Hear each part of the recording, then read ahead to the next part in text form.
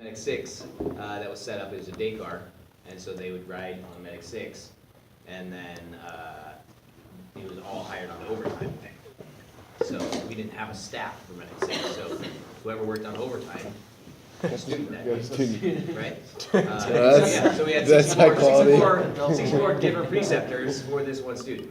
Obviously, the feedback from the student was, hey, that was a horrible experience, right? Like, you have no continuity, you don't grow, you don't improve, because you're starting over from scratch every single time. So. That would suck. Who do I use? I don't know. You I gotta watch too. I just don't feel comfortable, right? And the other thing is Medic 6 was a BLS type of car. It went on Code 1 calls first, right? Wow. So it was a horrific experience. And so since we did that, like, I've had all kinds of issues with the way that we do our stuff, and I just had the perfect opportunity yesterday where I had all the ears right in front of me because our probationers were testing. So all the chiefs, all the training staff is standing right there, and I'm like, so, a couple questions. Not about my probie, but about our little LCC thing. And so then I dropped a couple questions, and yeah, like an hour later, the training chief showed up at the station.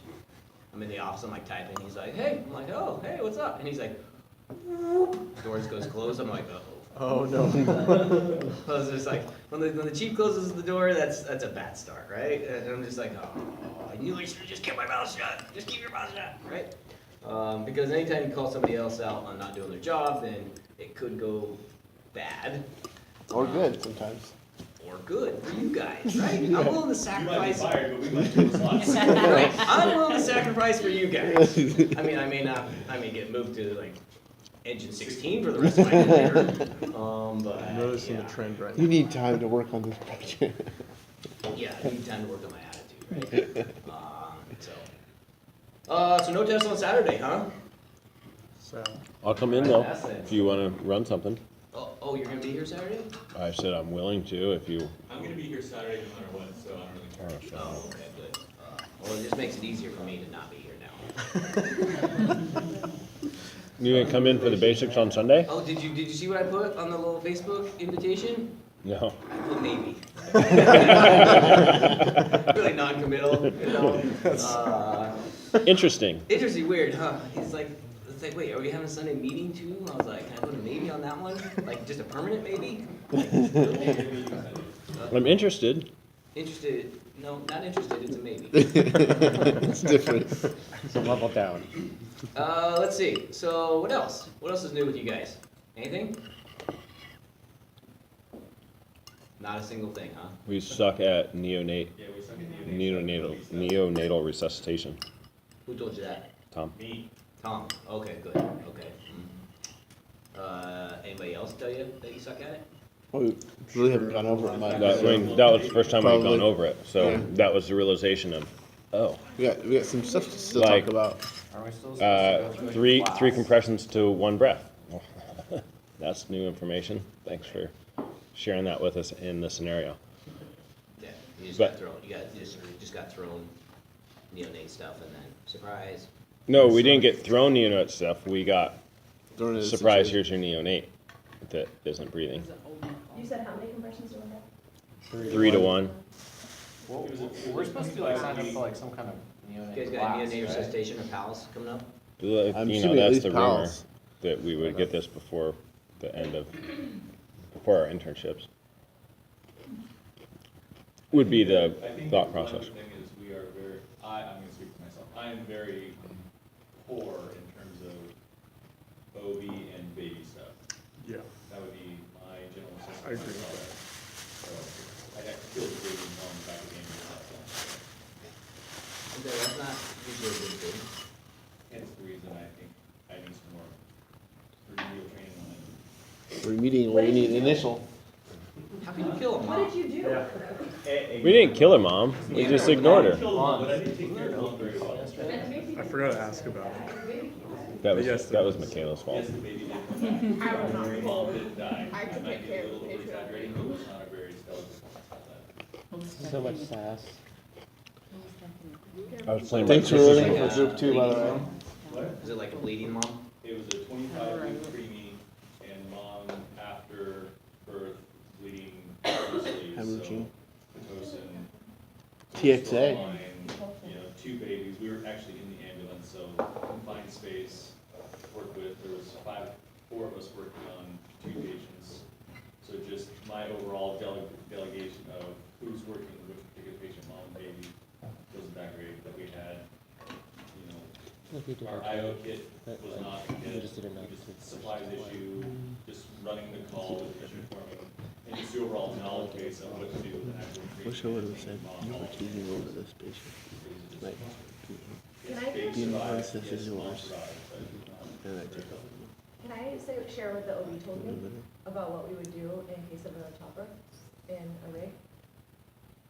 So he talked, like, basically in our protocols that about like how we don't pull on the cord, we don't do all these things, right? But he had me pull on the cord basically to the level of which you wouldn't want to go past it, which is pretty firm. But he said, so basically when the placenta is still attached inside of the uterus and the baby has been born, until the placenta is birthed, there will be hemorrhaging, right? And so that's what we're gonna see. And you can lose, like, basically if the placenta doesn't come out, then you're probably looking at 1 liter or 2 liters of blood transfusion that the mom's gonna need. So what you can do is, the minute the baby's out, just take a clamp and put it on the cord, like where it comes out of the vagina. And then you can watch, and most placentas detach like on their own. And what you can see is that's attached, and then at some point it kind of drops to here. And you can tell that. And so our protocols are, we don't pull or try to take out the placenta in any way. But if that clamp has dropped down, I thought this was helpful information. No. It is, no. it's great. Protocols As are that- amazing things. They're They guidance. are, and he said, so he kind of talked me through how to work around the protocol. So then what you do is you can tell that it's dropped to here, that placenta has detached from inside of the uterus. And so what you can do is you can lift up, and you just hold the cord, and you just kind of lift up, and you can say, I'm just gonna look inside to make sure. You're not pulling, maybe softly tugging, and then it literally, you can see it right in the vaginal opening. It's right there. And so you just like, oh, here it is. And that's like basically how you can birth the placenta and not have the needed blood transfusion. Anyway, I thought that was helpful.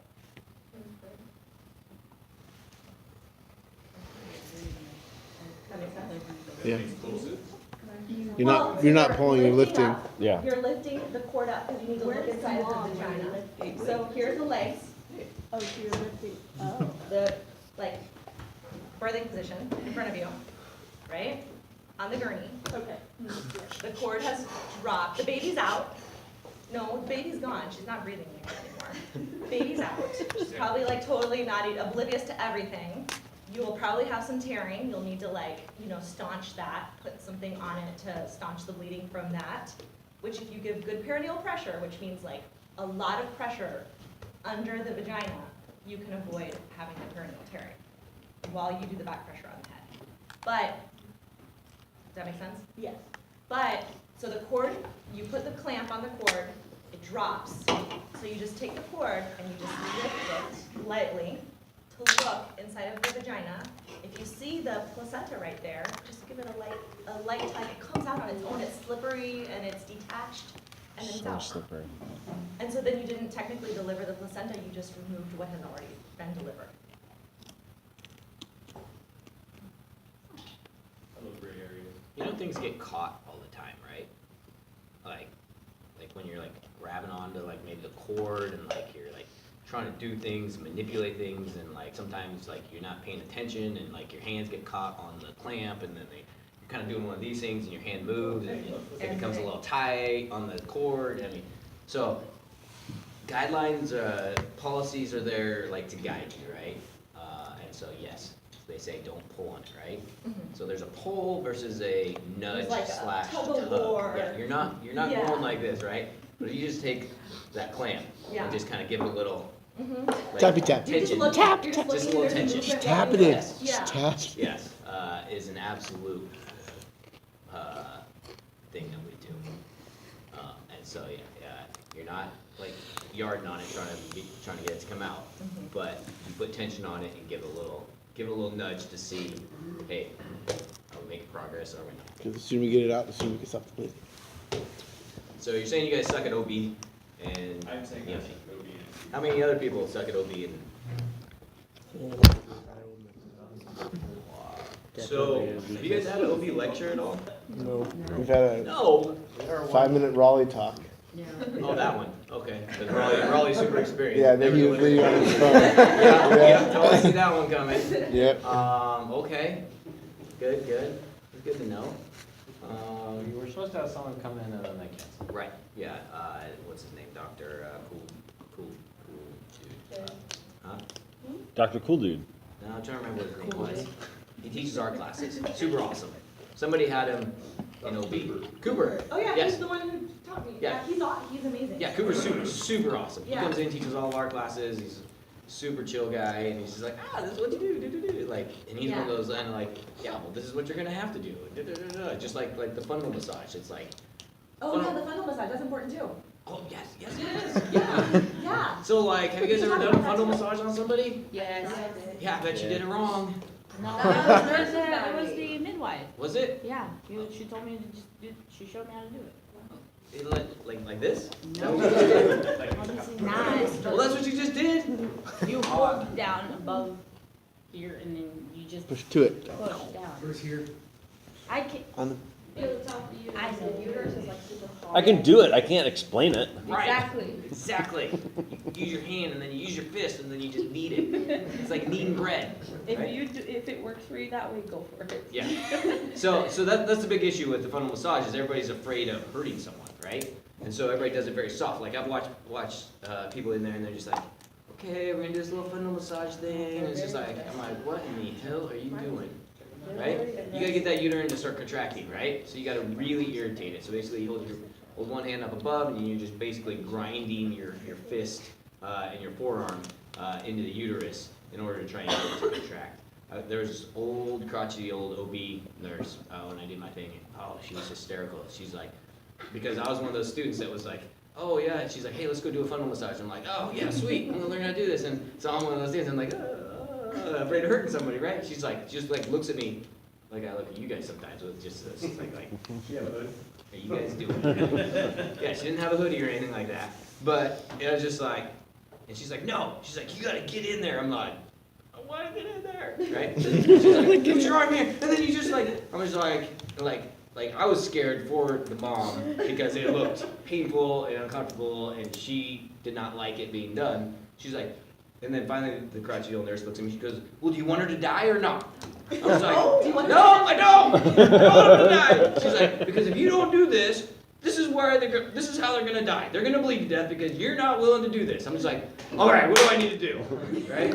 And so it's that kind of thing. And so, yeah, well, so in lab, we'll play with a little bit of that stuff. who wants a fondle massage? So you How guys come I don't haven't get had those like crotchety old Rupcho, Previa, you guys haven't had any of that stuff yet? No. We have had no. No peas. No, or but we anything. have to have our abnormal childbirth done by next Friday. Good. Even though Okay. we've never Figure it out as talked we go. about. EMT is like, you get on the gurney and you stick your hand in, you remember that lecture with David? Okay. No, I don't remember that. 12 leads, we know you guys suck at 12 leads, so let's try something different. Pediatric ETs, you guys got that, okay. We haven't had a peds lecture though either. No peds, We did pals for like half an hour with Tom, but that was it. I don't remember that. gosh, I had like this whole, social, economic thing to talk about, like, stuff like that, but I feel like maybe like something different might be better to talk about. We don't know shit about kids. Well, you You guys don't know anything about kids. You guys don't know anything about like You do you. delivery. You Like, do you. running on a homeless person is pretty much run of the mill, right? You can figure that out. But like kids and stuff like that, that's a whole different ballgame. Interesting. Let's see if I have a. I don't know if I have a childbirth one. I tend not to teach the childbirth one, to be honest with you. Makes me a little nervous. I imagine he's gonna get it in there eventually. Technically, you have to get it in there to get the child. Yeah. In your rig? Either in my rig or in the home. What was that before you said that? 5 deliveries. 5? Yeah. Are any of them Complicated. Abnormal. complicated, like leg presentation or breach or something like that. So we had a prolapsed cord. So everybody know what a prolapsed cord is? Cord's halfway out, baby's there, right? I had one of those. I had a cord around the A nuchal neck. cord? And so I had two. So both of those, I like to call those complicated. Those are freaking me out a little bit. And then the other three were piece of cake. I didn't do anything. I just sat back and be like, whoa, and it's go time, right? And so. Did you say that? Were those your words? On one side, I did say it was go time. So Michael, I did say it was go time. it's go time. No beating around the bush at that point. Right, I mean, just like, I mean, you always have those moments where you're just like, are we legitimately doing this, or are we not? Like, because you get called for imminent deliveries all the time, and they're like, oh yeah, having contractions, they're like 20 minutes apart. It's like, how's that imminent birth, right? Or you show up and they're like, yep, the baby's coming, and we're like, yeah, okay, sure. And then they're like, yeah, this is my 7th kid. It's like, okay, so the baby might actually be coming. And so then you look around for the newest person on the crew, because they're the one who has to look, I right? heard the 7th baby and they've already left. Right. And so then it's just like, okay, yeah, you're gonna have to take a look, right? Because it's always this awkwardness of just like, who's gonna be the one that looks, right? Yes. Like a prolapse cord. So the prolapse cord was actually pretty easy because, you know, like, so you stick your fingers in, right, to take pressure off the cord. And when we did that, the actual pressure of the baby, because do we have a baby around here? Yeah, In the closet, in the IV room. cabinet. Holy moly, the long ways. No, wrong way, wrong way. You went past. I think we should stay on track and not stay on track. We don't need to go this way yet. Social. Social emergencies. Homeless people. Psych stuff. Yeah, like, let's just look at the schedule. Don't show them. See what he started. See what Tom started. That was perfect. That was perfect. This one exactly. Just a little touch. Just a little touch. Just a little touch, right? Baby powder and everything. Dustin, don't clean that. Oh my God. All right, so the kid was actually anterior posterior, right? And so, but it was really rotated down. So like there's a whole lot of shoulder that was there, okay? So with that shoulder, so basically it was pressed, the cord was, it was barely out, but it was basically the shoulder was pushing on the cord. And so all I did is I basically took my fingers and I pushed on the shoulders a little bit. And when I pushed on the shoulders, the whole cord basically slipped all the way around the shoulder and it became an unprolapsed cord, which was like, huh, I didn't really do that because they tell us not to do that kind of thing. They say just, hey, take the pressure off the cord, right? And so that's where, when I was saying is like, hey, yeah, so sometimes things happen that like just happen because of your manipulation and stuff. Like somehow all of a sudden, boom, the shoulder pops back into place, right? It's like, oh, I didn't mean to do it, but it happened, right? And so, yeah, so it was basically a shoulder thing, and I just pushed on the shoulder to get the pressure off of it, and was able to, and it just basically slipped right over the shoulder, and then the delivery happened the rest of the way. With that being said, this was let's see, this one, I think it was their 4th baby. And so, the more babies that the person has, the quicker the deliveries occur, and the more explosive the deliveries are as well. And so, this one, as soon as you cleared that passage, basically the baby was just like you basically barely ready in time to catch it, right? Let's see, what else?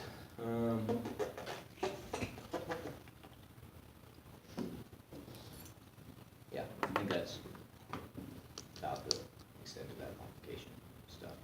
So you guys haven't gone over breech, you guys haven't gone over shoulder dystocia, you haven't done any of that stuff, right? I'm reading Briefly in the lab. I mentioned Raleigh. Yeah. Yeah. Right, once again with Raleigh, okay. I mean, Maybe 5. okay. We were the last group to go through, so it was like truncate it down to 5 minutes. You can tell Raleigh may have needed to up his pump a little bit. Did he need sugar? He needs some sugar. He needed some sugar. Down, decreases pulse. Sorry, decrease so much. Okay.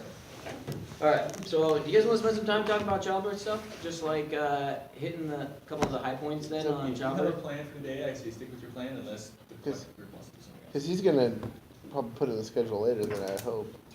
I mean, it would be We just got beneficial explained when I go through all of my checkoffs for abnormal birth, so I can at least go through the right motions. Right motions. Oh, I see a frank breach, this is what I'm gonna do. You gotta Oh, poop I your see. pants. Huh? Poop your pants. Well, I do that every day. Yes. But, because right now, I'm just walking through the motions. Oh, no, it's a frank breach. Okay? I don't know what to do. Yeah. Gotcha. Okay, maybe we'll do is, oh, that was almost broken. Maybe what we'll do is we'll spend some of the time in the lab Okay. today, going over a little bit more of the discussion on some of that stuff, out of station on that. We'll do that then. Does that work? Yeah.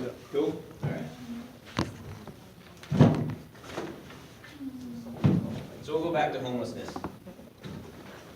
Yay. Yay! What if it's childbirth and homelessness? Totally happens. Yep. Preemie transgender.